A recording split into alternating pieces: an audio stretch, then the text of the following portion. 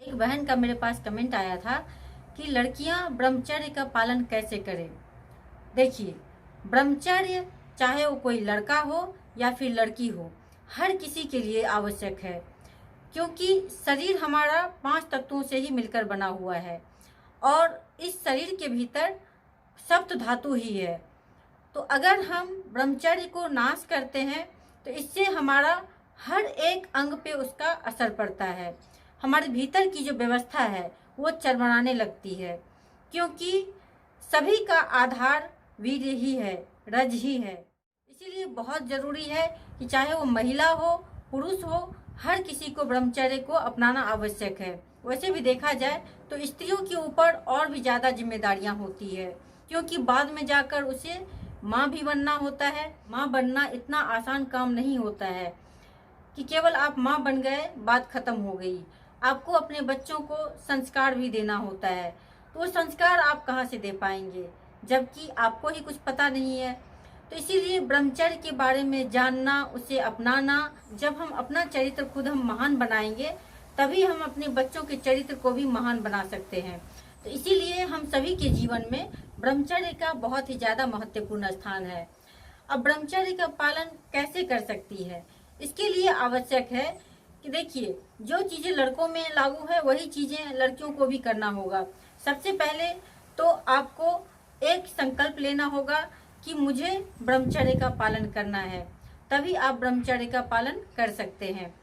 दूसरा है कि आपको कभी भी गलत कंटेंट नहीं देखना है, अडल्ट कंटेंट नहीं देखना है। जब आप अडल्ट कंटेंट देखते हैं तो फिर आप ब्रह्मचर्य की रक्षा नहीं कर पाते हैं। आपका शरीर, माइंड, मन, बुद्धि सब कुछ कमजोर होता चला जाता है।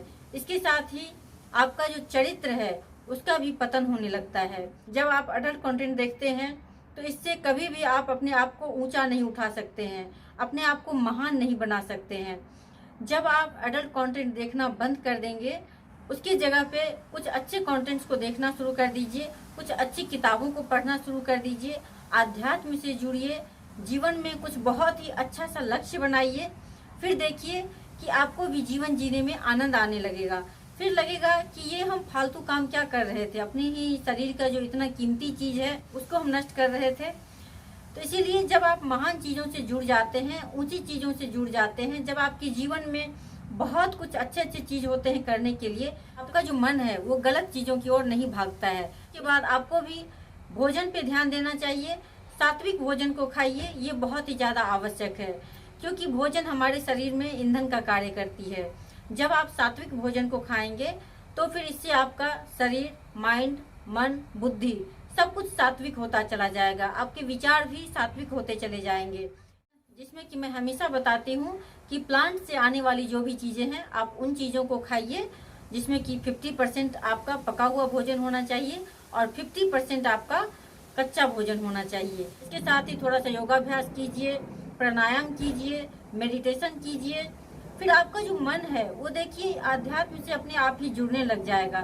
क्योंकि अगर हमारे भीतर कुछ गंदगी है, कुछ मैल जम गया है, जब तक हम अपने भीतर कुछ अच्छी चीजों को नहीं लेकर जाएंगे तो फिर वो जो गंदगी है उसकी सफाई कैसे होगी। तो इस तरह से ब्रह्मचर्य का पालन आप भी कीजिए, क्योंकि ब्रह्मचर्य में ही जीवन है। अगर आप ब्रह्मचर्य को नाश करते हैं तो फिर समझिए कि आपका जीवन भी नष्ट होने लगता है। तो ब्रह्मचर्य का पालन कीजिए और अपने जीवन को सुंदर बनाइए।